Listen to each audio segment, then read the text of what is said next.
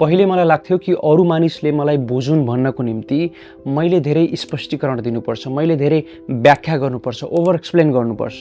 तर बिस्तारै मैले यो महसुस गरेँ, यो बानीले मेरो आफ्नो आत्मविश्वासलाई कम गरिरहेको छ। कहिलेकाहीँ कसैसँग कुरा सकिएपछि तपाईँलाई यो महसुस भएको छ, ओ माई गड म धेरै बोलेँ, सिट कति धेरै बोलेको। यो हाम्रो मनमा रहेको डरको कारणले हुन्छ।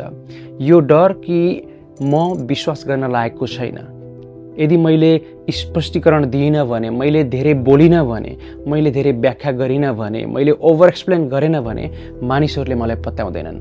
म कति स्मार्ट छु भनेर देखाउनको निम्ति म ओभर एक्सप्लेन गर्नुपर्छ, म धेरै बोल्नुपर्छ। मैले बोलिरहेको विषयमा मसँग राम्रो ज्ञान छ, यो कुरा अरूलाई विश्वास दिलाउनको निम्ति पनि मैले ओभर एक्सप्लेन गर्नुपर्छ, मैले अझै धेरै स्पष्टीकरण दिनुपर्छ।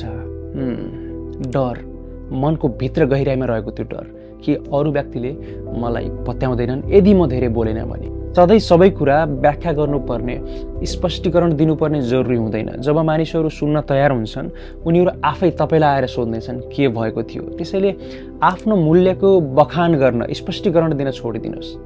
यसले तपाईँको आत्मविश्वासलाई अझै कम गर्दै लान्छ। Have a good day. See you in next video.